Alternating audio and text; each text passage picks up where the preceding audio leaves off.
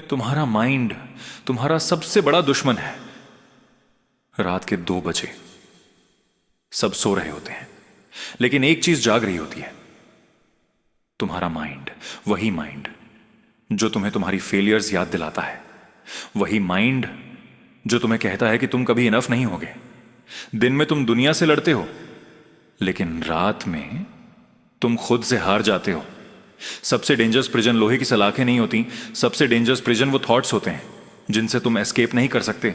और सबसे स्कैरी बात, अधिकतर लोग पूरी जिंदगी इसी प्रिजन में जीते हैं बिना रियलाइज किए। ओशो कहते थे, इंसान का माइंड एक मशीन है, अगर तुम उसे कंट्रोल नहीं करोगे तो वो तुम्हें कंट्रोल करेगा। तुम सोचते हो कि तुम डिसीजंस लेते हो, लेकिन सच ये है तुम्हारे फियर्स डिसीजंस लेते हैं, तुम्हारी इनसिक्योरिटीज डिसीजंस लेती हैं। तुम्हारा अनकॉन्शियस माइंड तुम्हारी पूरी जिंदगी चला रहा है। कभी नोटिस करना, जब तुम अकेले होते हो तो तुम्हारा माइंड तुम्हें चैन से नहीं बैठने देता।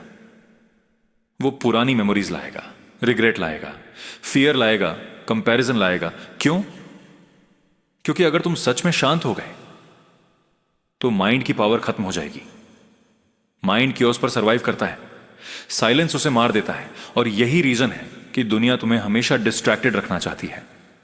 Infinite scrolling, notifications, noise, fake motivation. क्योंकि एक अवेयर इंसान डेंजरस होता है। जिस इंसान ने अपने माइंड को समझ लिया, उसे मैनिपुलेट करना इंपॉसिबल हो जाता है।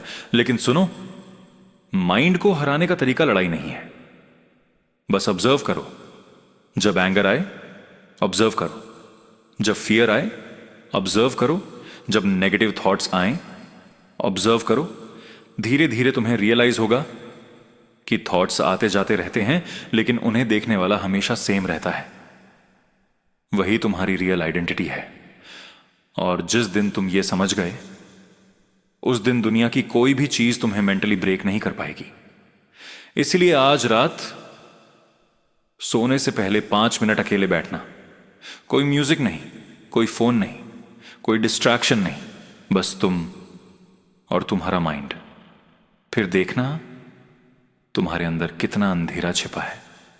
और शायद उसी अंधेरे में तुम्हें पहली बार अपनी असली शक्ति मिले।